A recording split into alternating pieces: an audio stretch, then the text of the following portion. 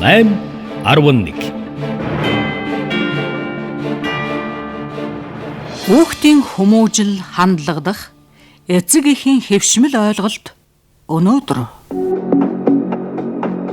Би яг найзтайгаа ярьжсэн байхгүй юу? Тэгсэн чинь манай ингээ нэг өхөө ирсэн үстэй. Тэгээд тэр зунгаагаа сандал авч идээ. Тэснэ нүгүнэ юм яагачгүй. Зүгээр л найзтайгаа энэ бодлого хэл гаргуу тэдээ ярих уу гэж ярьжсэн. Багштай хэлсэн ч гэсэн багш чинь тоогоогүй. Игшиглэн сандал авч идэхдээ гараа шилбэлчээ тэрийг нь амар тоогоод ирсэн гээл. Тэгсэн намайг тоогоогүй. Тийм муухай. Тэ нөгөө нэг шалбархайг намайг балаараа зөгцөн гээд. Тэгээд намайг бүр амар цагнасан. Азар өдөр өжүүлэх юм багч ярьсан да. Хүүш энэчүүд юу болж байгаа юм бэ гэрэл. Танай охин ч өөрөө л их хэлсэн юм биш тэгэл. Аав ээжөө за яах гэсэн. Амар муухай байсан. Нийслэлийн ерөнхий боловсролын нэгэн сургуулийн 4-р ангийн сурагч хүүгийн яриаг сонслоо. Харин одоо нэгэн ээжийн олон нийтийн сүлжээнд бичсэн нийтлэлээс дуулгая. Манай хүү энэ жил өөр сургуульд шилжвэ. Тэгсэн хуучин ангийнх нь охин таарад устдаж гин дараа өдөр нь мөн л устдах гэж оролдсон байна. Тэгээд хүүгээсээ яагаад устдаж байгааг нь асуувал надтай мэндэлж таньдгаа илэрхийлж байгаа юм а гэлээ. Хуучин ангийнх нь охид хүүгүүдээ устдаж нээлж зоддог гин бүр ангийнхаа нэг хүүгүүний үсийг тугаар нь цус гартал зулгааж байсан байна. Хүүхдүүд ижи аавыгаа яг л хуулбарлаж өгсөн шүү дээ. Охид хүүгүүдийн байр одоо цагт солигдсон байна. Энэ эцэг эхийн хүмүүжлтэй шууд холбоотой. Би хүүхдээ өмөөрхийн эсрэг үзэлтэй хон. Гэхдээ охидод өстүүлээд байх дургүй байна гэж захим хуудсанд өгүүлжээ. Энэ нийтлийн дор эцэг эхчүүд сэтгэлдээ бичиж үлдээсэн байна. Манай хүүхэд энэ жил хувийн сургууль руу шилжсэн юм л та. Гэтэл охтууд нь янз бүр бодоод байх юм. 6-р ангийн охин ангийнхаа хүүгийн нүрийг харахын аргагүй хумсаараа маадчихсан байсан. Бид хүүгүүдээ охтод гар хүрч болохгүй хайрл гэж сургадаг. Харин охтыг эцэг их нь зөнд нь хайхрахгүй орхидог болол та. Миний багад дээрлэхүүлсэн хоёулангийн цаг гэдэг байсан. Одоо бол хүүхдийнх нь буруу байсан ч өмөрдөг эцэг эхчүүд их болж. Өстүүлэхгүй байх. Би хамгаалахыг хүүдээ зааж өгөөч. Энэ мэт олон жишээг цахим орчноос харж болно. Амьдралын ямар орчин нөхцөлд өсгөж байгаагаас үл хамааран бүгд тэгш эрхтэй гэдэг үзэл хандлага ойлголтыг эцэг эхчүүд хүүхэддээ төлөвшүүлэх хэрэгцээ шаардлага үүсэж байгааг дээрх жишээ харуулж байна. Өөрөөр хэлбэл эрхтэй эмэгтэй гэлтгүй хүүхэд бүр ижил тэгш эрхтэй. Ээж аавууд бусдыг ялгарлан гадуурхахгүй байх үзэл хандлагад хүүхдээ хэрхэн чиглүүлж сургаж байна вэ? Бусдаа эргэлдэг зөв боловсон харьцах, бусдыг дээрлэхгүй ялгарлан гадуурхгүй байх ч гэдэг юм уу. Энэ тал дээр хүүхдэд юу зөвлөж чиглүүлж өгдөг вэ? Одоо яах вэ? Хүүхдүүдэд зөв харьцлагын одоо тэг өөр нэг хэлээд байгаа байхгүй шүү дээ, тий. Яадгийн болов би одоо сайн мэдэхгүй байна. Ахыг ах шиг дүүгөө дүүших нь ингээд хайрлаад аль болохоор нь эвтэй нэртэй тийм байхыг л хүсдэг. Эд миний хүү ер нь аль хүүхдүүдтэй идэж зодож нүдхүү сайхан хүндлээд миний найзтайгаараа миний найз ингээрээгээд ингээд гоё хүндэлж нөхөрсөг байгаараа л гэж. Ер нь манай хоёр хүүхд ер нь хүнтэй зөв харьцдаг юм дөө. Ахмад хүмүүстэй бол мэдлэл сурах хэрэгтэй. Хүнд худлаа яаж болохгүй, үнс шудраг байг. Ер нь хоёр хүүхдээ тэгжл хүмүүжсэндээ бис өөрөө нөгөө хүүхдэд хэлсэн бол хэлснээ заавал гүйцэлдүүлж биелүүлдэг байх хэвээр. Хүн юм асууж яхад нөхөө заавал нэгдүгürt хариулшээ мэдлжээ. Тэ мэдхгүйсэн ч гэсэн зөх хэмжээний тийм тайлбарыг өгч явах хэвээр. Найс нөхдөд хүндэлдэг байх хэвээр. Зөв хүүхдүүдтэй бас үерхдэг байх хэвээр гэж хэлсэн. Нэг ч нэг тодорхой нэлдүүлдэг. Тэгтээ яг орчин үеийн хүүхдүүд чинь тэр болгоно л нэг эцэг хэрэг хэлүүлэх дургүй шин. Өөрсдийнхөө олж авсан юмар л явах. Би энэ хүүхдүүдтэй жоох ихчлөөл өгдөг. Тэрийг бол би нэг ингэж харьцчээ тэгжээгээд нэг тэгээд яашаад ээдгүүлтэй. Ерөнхий боловсролын сургуульд сэтгэл зүйчид ажиллаж эхлээд байна. Тухайлбал сэтгэл зүйч Нарангоо өнгөрсөн 12 дугаар сараас хойш 40 гаруй хүүхдэд зөвлөн туслах үйлчилгээ үзүүлжээ. Тэрээр хүүхэлдээ заслаар хүүхдийн сэтгэл зүйг тодорхойлдог байна. Хүндлэл бол харилцаа хандлагын хамгийн эхний алхам. Тиймээс хүүхдүүдэд бусдыг хүндлэх нь хамгийн чухал гэдгийг ойлгуулахыг хичээдэг гэдгийг тэрээр онцоллоо. Хүүгүүд бол охтуудыг хайрлах хүндлэгийг хангалттай сайн мэддэг болчиход байгаа байхгүй. Охтуудаас та нар яагаад хүүгүүдийн хүндлэхс нэглээ? Би эмэгтэй болохоор. Яагаад чи эмэгтэй болохоор яагаад гэдэнгүүт бид нэр ингээ их хүн болдог. Намайг хүндлэх хэвээр би л амар гоё. Би угаасаа ийм ялдамхан туйхан ийм амтран гэдэг ч гэсэндээ яг үндэ хүүгүүд ч гэсэндээ ялдамхан туйхан эмзэгхэн хүүгүүд байгаа штэ. Тэгэхээр яг надтай адилхан хүмүүс байдаг шүү л гэдээ аягүй сайн ойлгох хэрэгтэй. Одоо хүүхэлдэйн засал, зургийн засал, хөгжим засал, бүжгийн засал маш олон. Тэрний одоо нэг төрөл нь л хүүхэлдэйн засал байхгүй юу? Хийх арга барилнаар одоо ингэ шууд бэлэг хүүхэлдэйн дээр ажилдаг ч юм уу эсвэл өөр хүүхэлдэй оёо, гойсон хүүхэлдэйн дээрээ дахиад ингэж нөө засал хийх ажиллах байдлаар ер нь л явдаг ч юм уу. Ийм байгаа. Ер нь л энгөр нэг хүүхэлдэг оншилдог байхгүй юу? Энд чинь хүн даалтах ухамсараараа өөрийгөө л хийж ийн гэсэн. Одоо тэр хавхаар хүүхэлд байгаа ч тийм. Тэр их хэл ер нь л нэлээд сэтгэл зүйн байдал нэлээд тогтвор эргэлзсэн тийм сэтгэл зүйтэй ер нь бол хүүхдийн хүүхэлдэй байгаа. Бас нар нэгэ дагуулж ирсэн. Манай нөхөж жоох нэг сэнбагад нэг уулзаад хааш гэдэг юм. Охтуудаас илүү хүүгүүд нь би охтуудыг яаж хөндлөх гоё, охтуудыг би яаж баярлуулах гоё гэж асууж байгаа болохоос тэгвэл охтууд их хвшлэн тэр намайг ингээд нь би одоо хариуд нь яах вэ гэдэг юм. Өөр дээр илүү нэг гэж одоо объектлсэн байдлаар ч юм уу ярих гадаад хандлагатай байдаг. Тэгэхээр эргээд бас нэг хүүгүүд нь охтууд амар ингэ хөндлөх гэдэг нэг охтууд нь болохоор өөрсдөө би гэдэг. Хоёр талаас яг нэр зэрэг нэгж яг чиний стажийн тэгш байдал ер нь харагдаж шв. Ерөөсөө хүндлэл гэдэг зүйл бусдыг сонсохоос л эхэлдэг байхгүй яг үнэндээ. Хүүхдийн ирэх сангийн Монгол дахь хөтөлбөрийн хүрээнд Улаанбаатар хотын 9 дүүргийн ерөнхий боловсролын сургуулийн 6, 8, 10 дугаар ангийн 1236 сурагчийг хамруулан хийсэн судалгааны үр дүнгээс харахад 37.9% нь ямар нэгэн байдлаар дээрлэхүүлж доромжлуулсан, 40.7% нь бусад хүүхдийг зодуулж дээрлэхүүлж явахыг харсан гэсэн байна.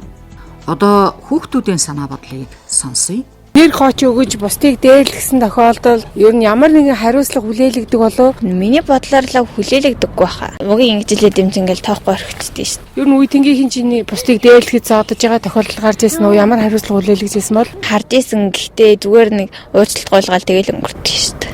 Харж байгаа л сэтгэл оноодчдаг шүү дээ. Жишээ нь анги угаах нэг сар мар жижүүр мийг сэтгэл оноодог шүү дээ. Дотроо юу? Тэ, анги дотроо.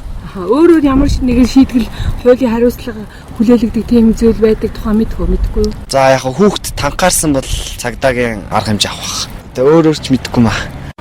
Мэдгүй дээ. Жохон цанг дүрмтэй сургуулиуд нь коридор төсрэгтэл сургуулиас өгнө шүү дээ. Одоо манай ангийн 2 хүүхд сая коридор төсрээл хөөгдсөн. Тиймэрхүү арга хэмжээл авах. Тэгээ өөрөө жохон соёлтой л байх хэрэгтэй байх л та. Ер нь үе тэнгийн чинь одоо бусдыг дээрлэхсэн тохиолдлыг харж байна. Тийм манай ах нар тэгэл доошоо маашаа дээрлэхэл хэвдэж шүү дээ. Тэр тохиолдолд ер нь ямар нэгэн хариуцлага хүлээлгэжсэн үү? Гэхдээ тэгэл сургуулийнхаа захирал тэгэл ангийнхаа багш магс хэлэхээр тэгэл тэр юугаар хурал марлаараа ортгол юм шиг л шүү дээ. Ар гэрээс нэг хүн дуудаал тэгэл.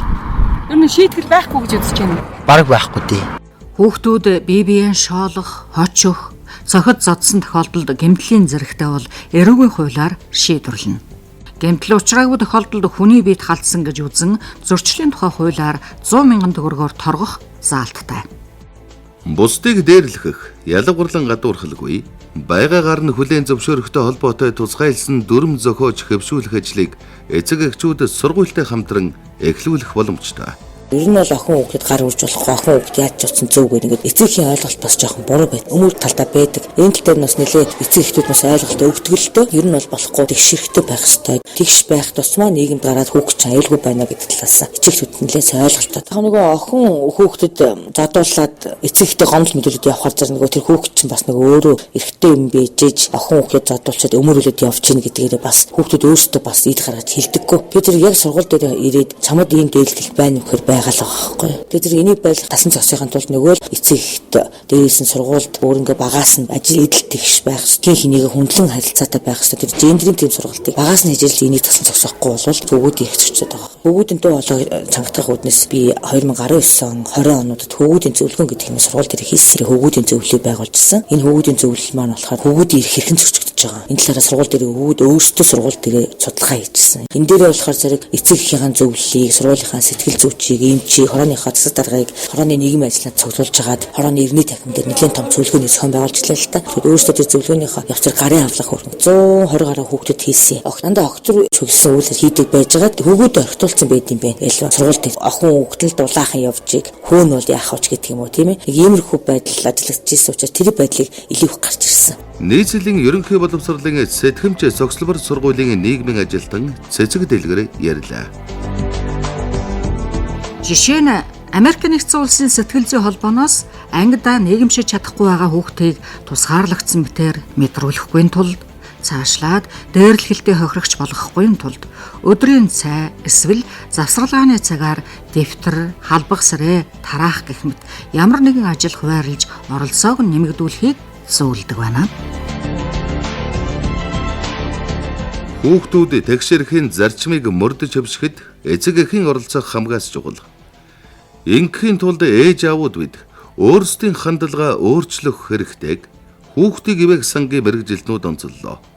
Хүүхдийг ивэх сангийн мэрэгжилтэн хулан онон нарын тайлбарт анхаарлаа хандуулъя. Аав ээжийг маань тэдгэрийн аав ээж буюу бидний эмээ өвөө ингээд хүмүүжүүлээд ирчихсэн энэ нөгөө гинжин холбоогоор бид нэр ингээ өнөөдөр магадгүй шинэ цаг үед амьдраад эрэгтэй эмэгтэй тэгш эрэгтэй гэдэг юм уу ярьж байгаа боловч нөгөө бид нэр өөрсдөө ийм байдлаар хүмүүжигдээд ирсэн учраас энэ гинжил цаашаа үргэлжлээд байгаа юм л да. Нийгмийн энэ хөвшмөл ойлголт маань байгаад байгаа учраас тэр хүн за ийм л байх ёстой юм гэсэн хайрцаг нөөрөө яваад орчиж байгаа. Тэгээд нөгөө нийгмийн хөвшмөл хандлаган дээр дөрөөлөөд эргээд энэ маань бас хүчирхийллийн суурь шалтгаануудын нэг болох ийм сөрөг үр дагаврууд гарч ирж байгаа учраас бид нар бол өнөөдөр ялтчгүй энийг өөрчлөх шаардлага гарч ирж байгаа юм. Хуучин өвөг уламжлалаа хадгалсан. Гэхдээ шинэ үеийн хандлагыг оруулж ирсэн юм уу тэнцвэртэй байдлаар авч явах нь бидний өнөөдрийн бас энэ нийгэмд илүү хүлээн зөвшөөрөгдөх талдаа ч гэсэн зөв юм болов. Одоо манайхны хөвшмөл ойлголт бас юу гэхээр бас зодддог тийм үү. Яагаад тэр хүмүүс одоо хүүхдүүдэд зодож шийдэх чинь гэхээр өөртөө зодож шийтгүүлж өссөн. Эмээ өвөө нь өөртөө зодож шийтгүүл. Энэ бол хэвийн сурам бүсээр ороологдог нөгөө алганы амт, таван салаа боо хэвийн юм шиг ярьдаг. Гэтэл олон улсын судалгаа юу гэж хэлдэг вэ гэвэл тэр багтаа зодуулж шийдвүүлж ирсэн хүүхд сэтгэлдээ маш их чарах аваад тэгээ тэр нь эргээд нөгөө насанд хүрсэн хонь нь амьдралд нь дандаа нөлөөлж идэг. Хүүхдээ битий зодооч, битий зандраач, хүүхдтэй чанартай цаг гаргаач. За бүр болохоор 10 минут байж бол ном унш, тоглол, энэ гой нөгөө бүтээл сэтгэлгээгээр хоорондоо ингээд тоглож болно. За тэрэн дотроо нөгөө олон насны хүүхдүүдэд оролцуулж болно. Тэгэхээр хамгийн гол нь ингэж чанартай цаг хүүхдэд гаргаснаар би хайрлагдаж шүү, би үн цэнтэй шүү гэсэн тэр гол мессеж очиж байгаа байхгүй. Тэгээд өөрсдөөсөө өөрчлөлтөө эхлэе чигээд энэ хичээл хийхгүй нь яана. Яах вэ? Энэ одоо охтуудыг зодоод байна, хүүгүүдийг зодоод байна. Яах вэ гэдэг. Хүүхд рүү л яадаг. Гэтэл тэр хүүхд чи эцээц сэнийг дуурайж байгаа. Өөрөө ч л дуурайж байгаа шүү дээ. Тэр өөрөөсөө тэр сэтгэлгээнийхээ өөрчлөлтийг эхлэе. Өөрсдийнхээ тэр үйлдэл тэр бүгдээрээ дүнэлтээ гэж. Хамгийн гол нь өдөр тутам миний чи үйлдэлээ ингэж өөрийнхөө татлыг ингэж өөрчилж иж хүнд ингэж цаашаага илүү үр дүнд хүрдэ шүү дээ. Түүнчлэн бид уламжлалт сэтгэхгүй хандлагаа өөрчлөх хэрэгцээ шаардлага үүсэж байгааг чи шинжээч онон хэллээ. Ингэхдээ бид эхлээд эрх тэгшийн зарчмыг өргөн хүрээнд харж ойлгох нь чухал юм байна. Эрэгтэй эмэгтэй гэлтгүй хүүхэд бүр ижил тэгш эрэгтэй. Хүүхдээ ийм хандлага ойлголттой болгож төлөвшүүлэх нь эцэг эхчүүд, томчууд бидний үүргээ.